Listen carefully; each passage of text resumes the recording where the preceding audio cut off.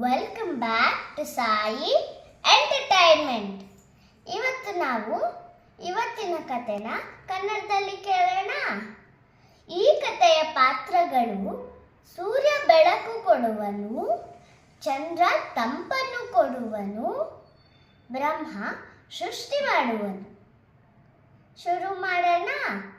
ಒಂದು ಸತಿ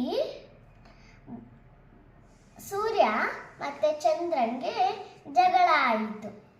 ಸೂರ್ಯ ಹೇಳಿದನು, ನಾನೇ ಉತ್ತಮ, ನಾನೇ ದೊಡ್ಡವನು ಎಂದು ಸೂರ್ಯ ಹೇಳಿದ. ಚಂದ್ರ ಹೇಳಿದ, ಇಲ್ಲ ಇಲ್ಲ, ನಾನೇ ದೊಡ್ಡವನು, ನಾನೇ ಉತ್ತಮ ಎಂದು ಹೇಳಿದ. ಈ ಜಗಳ ಮುಗಿಲೇ ಇಲ್ಲ. ಕೊನೆಗೆ ಬ್ರಹ್ಮನ ಹತ್ರ ಹೋಗಕ್ಕೆ ತಯಾರಿ ಮಾಡಿಕೊಂಡರು. ಬ್ರಹ್ಮನ ಹತ್ರ ಹೋಗಿ ಕೇಳಿದರು, ಬ್ರಹ್ಮ, ಇಲ್ಲಿ ಯಾರು ಉತ್ತಮ, ಯಾರು ದೊಡ್ಡವರು ಎಂದು ಕೇಳಿದರು. ಆಮೇಲೆ ಬ್ರಹ್ಮಂಗೂ ಗೊತ್ತಿರಲಿಲ್ಲ ಯಾರು ದೊಡ್ಡವರು ಯಾರು ಉತ್ತಮ ಅಂತ. ಆಮೇಲೆ ಬ್ರಹ್ಮ ಹೇಳಿದರು ಸೂರ್ಯಂಗೆ, ಸೂರ್ಯ, ಇನ್ನು 3 ದಿವಸ ಬಾನಲ್ಲಿ ಇರು, ಆಕಾಶದಲ್ಲಿ ರಾತ್ರಿ ಆಗಲ್ಲ, ನಿಂದಾದ್ಮೇಲೆ 3 ದಿವಸ ಬಾನು, ಆಮೇಲೆ ಚಂದ್ರನ ಸರ್ದಿ ಬರುತ್ತೆ ಎಂದು ಹೇಳಿದ. ಆಮೇಲೆ ಈಗ ಮೊದಲು ಸೂರ್ಯನ ಸರ್ದಿ ಆಗಿತ್ತು. ಸೂರ್ಯ 3 ದಿವಸ ಇರೋವಾಗ ಜನಗಳೆಲ್ಲ ಕೆಲಸ ಮಾಡಿದ್ರು. ನಿದ್ದೆನೇ ಮಾಡಲಿಲ್ಲ, ರೆಸ್ಟ್ ಇರಲಿಲ್ಲ. ಆಮೇಲೆ ಸೂರ್ಯನ ಸರ್ದಿ ಮುಗಿದಾಗ ಚಂದ್ರನ ಸರ್ದಿ ಆಗಿತ್ತು. ಚಂದ್ರನ ಸರ್ದಿ ಇರೋವಾಗ ಎಲ್ಲರೂ ಮಲ್ಕೊಂಡ್ರು, ರೈತರು ಮಲ್ಕೊಂಡ್ರು.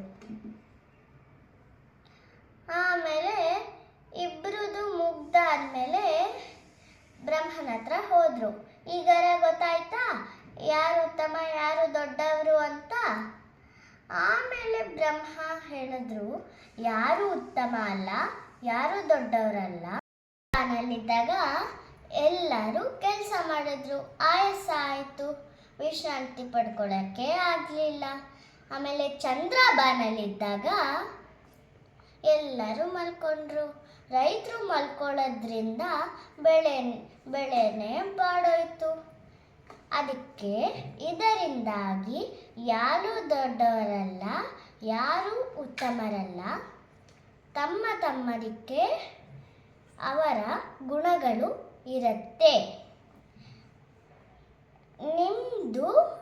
ನಿಮ್ಮದಾಗಿ ಬೇರೆಯವರ ಜೊತೆ ಹೋಲಿಕೆ ಮಾಡಬೇಡಿ. ಅರ್ಥ ಆಯ್ತಾ? Bye. If you like this video, like, subscribe, share. Bye. See you in next video.